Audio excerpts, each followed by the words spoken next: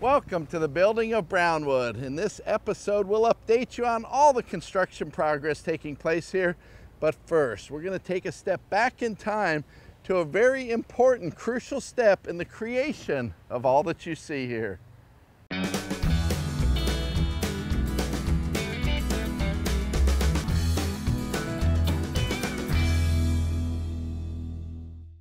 If you would, tell me a little bit about the vision and the concept and how that whole process came about. It was about 3 years ago when we started researching and thinking about where we were going to take our third town center. And we decided to take it home. And that's why we chose the name Brownwood, because that's where my family came from and where we started. We develop a storyline after we decide it's going to be a cattle theme or a Florida cowman theme. We develop a story, and we do that with Tracy and some pretty talented people. We sit around a table, and you know, that story kind of acts as our foundation for designing the downtown, why certain things are where they are. We take that and we start developing the town square concept, and then around the town square we start designing the facades and the theaters and the offices and the retail spaces. That certainly gives you an appreciation for all the planning that's gone into Brownwood. And with that in mind, we now go up to Ocala, where we're going to meet two very talented architects who are responsible for the construction drawings for all of Brownwood. It's here where the process begins on paper.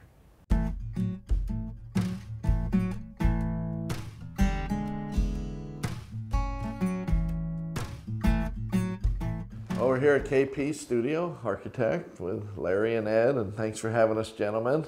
We're glad to have you. Thanks for coming. We appreciate all you've done in the villages. When did it start, Larry? Can you remember back that far? Barely. It's probably around 1989, I guess, that I was recently out of college for a few years, and I got a call one day. They were looking for a young architect, and I had no clue what I was in for, but I went down and talked to them, and something told me it was just the right decision. And they had a vision. You know, Gary Morris, certainly, I didn't know the full extent of what the vision was at the time, but I began to see it pretty quickly that they wanted to do things right, and I was grateful to be part of it. As a kid, I knew very early on, I worked a lot with my dad, building furniture in the workshop, and just naturally developed a love for the creation of beautiful things, and that kind of blossomed into designing buildings. Walk us through the process a little bit. When does design department say, okay, bring in the architects? It starts with the imagery, you know, of the types of facades we're trying to create. That in conjunction with the floor plan, which meets the requirements for leasing, you know, for the tenants that are going to move into the building.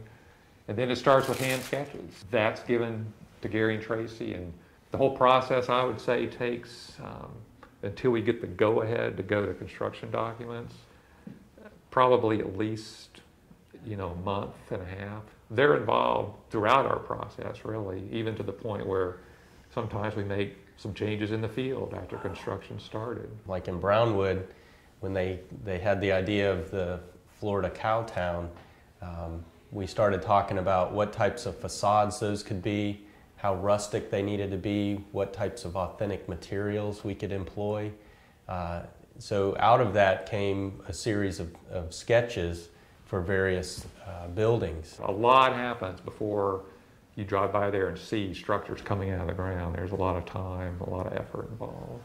You've got your name on some very recognizable buildings. Well, of course, Spanish Springs Town Center. We were involved, you know, right from the get-go with Church on the Square and Citrus Exchange Building, the first few buildings that got developed there. Do you have a favorite building in the villages? Right now it's the Barnstorm Theater. There's something that about the Barnstorm Theater when you step inside that you feel like you're just in another place, and that's special when you can create those places for people to come and enjoy and be part of. I guess my favorite building is the last one we've done. So, tell me about how it works here in KP. The studio environment, your team. How's the workflow work? Most of our staff has been in here for at least 15 years. So there's a consistency which, you know, helps the process, helps it run smoothly.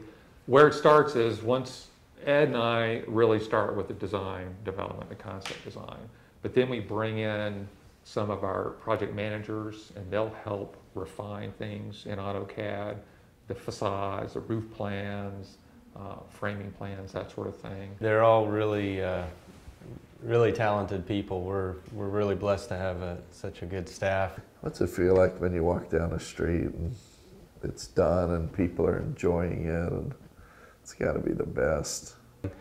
Ultimately, it's about, you know, the villagers living there and experiencing it, and you know, we get a sense of definitely a satisfaction of seeing that success and how it's embraced by the villagers.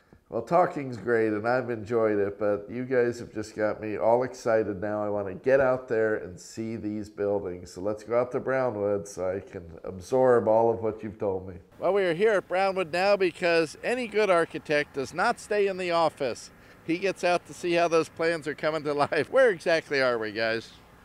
Right now we're standing in what will be the Keller building on the north side of Paddock Square. Okay, great. Now this will look different when you folks see it. So we're just north and west then of Paddock, right? That's correct. Tell me how you gentlemen feel. I'll start with you, Larry, about coming out here and seeing what started as a sketch and now it's mortar, it's bricks, and it's steel. It's rewarding, it is. I mean, sometimes it's nice just to kind of stand on the corner and watch people enjoy what you've had a part of. Now, Ed, is that the exciting time, or is it when you actually get to the facades? It becomes really exciting when that shell of the building starts to show itself, and you really be able to understand what each facade, the characteristics of each facade. So over the next month or 2 months, people will be able to really see what's taking shape out here. We know the exciting part. I guess the real exciting part will be the colors and the facades. And can we look at the drawings and talk about that a little bit? Tell us about the burning building and what's going to be there, what it's going to look like. Well, it's going to be on the far end facing the Palace Hotel. It's got a slope, a standing seam metal roof to look like an old kind of cracker style facade. Then next to that there's flat roofs area, and then the breezeway cuts through, so it gets the customers from the parking lot to Paddock Square. We're looking at the Keller building, and this is a color elevation of what this facade will look like. Here we've got a brick facade, which is intermixed with metal roofing. Mm-hmm. So really to bring in a little bit of a building prototype of you would find maybe 80 or 100 years ago. So it kind of has that vernacular flavor of an old town center. Mm. Why don't you tell us a little bit about the Ruby, Ed? What's going to be there across the street here? There's currently planned for a series of retail buildings and intermixed with restaurant anchors. Going to be shopping and dining and all sorts of things for you folks to enjoy. We are very excited about it, folks. You're going to be excited about it too. These architects from KP Studio have worked long and hard with the design team here in the Villages to help your retirement dreams come true here at Brownwood, and it is spectacular. So keep watching your V-Mail because it is the only place where you can keep up with the building of Brownwood.